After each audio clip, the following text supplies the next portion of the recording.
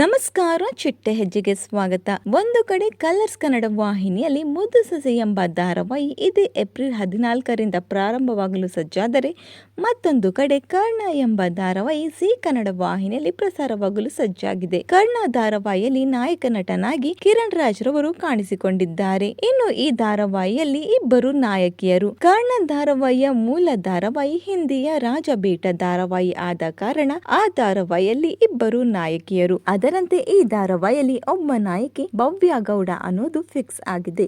ಮತ್ತೊಬ್ಬ ನಾಯಕಿ ಯಾರು ಅಂತ ಇನ್ನೂ ಕೂಡ ರಿವೀಲ್ ಆಗಿಲ್ಲ. ಆದರೆ ಕೆಲ ಮೂಲಗಳ ಪ್ರಕಾರ ಸದ್ಯ ಟ್ರೆಂಡಿಂಗ್ ಅಲ್ಲಿ ಇರುವ ಮೋಕ್ಷಿತಾ ಪೈ ರವರು ಈ ಧಾರಾವಾಹಿಯಲ್ಲಿ ನಾಯಕಿಯಾಗಿ ಕಾಣಿಸಿಕೊಳ್ಳಬಹುದು. ಇನ್ನು ಧಾರಾವಾಹಿಯಲ್ಲಿ ಇಬ್ಬರು ನಾಯಕಿಯರು ಕೂಡ ಅಕ್ಕ ತಂಗಿ. ಮೂಲ ಧಾರಾವಾಹಿಯ ಪ್ರಕಾರ ಕರ್ಣ ಪ್ರೀತಿಸಿದ್ದು ತಂಗಿಯನ್ನ, ಆದರೆ ಪರಿಸ್ಥಿತಿಗೆ ಸಿಕ್ಕಿ ಬಿದ್ದು ನಾಯಕಿಯ ಅಕ್ಕನನ್ನ ಮದುವೆಯಾಗುತ್ತಾನೆ. ಇಲ್ಲಿ ಭವ್ಯ ಗೌಡರವರು ಈ ಅಕ್ಕ ತಂಗಿಯರಲ್ಲಿ ತಂಗಿಯಾಗಿ ಕಾಣಿಸಿಕೊಳ್ಳಲಿದ್ದಾರೆ ಅಂತ ಹೇಳಲಾಗುತ್ತಿದೆ. ಇವರಿಬ್ಬರು ಅಕ್ಕ ತಂಗಿಯಾಗಿ ಕಾಣಿಸಿಕೊಂಡರೆ ನಿಮಗೆ ಇಷ್ಟವಾಗುತ್ತಾ ಇಲ್ಲವಾ ಅನ್ನೋದನ್ನ ಕಮೆಂಟ್ ಮೂಲಕ ತಿಳಿಸಿ. ವಿಡಿಯೋ ಇಷ್ಟವಾದರೆ ಲೈಕ್ ಹಾಗೂ ಶೇರ್ ಮಾಡಿ. Thank you.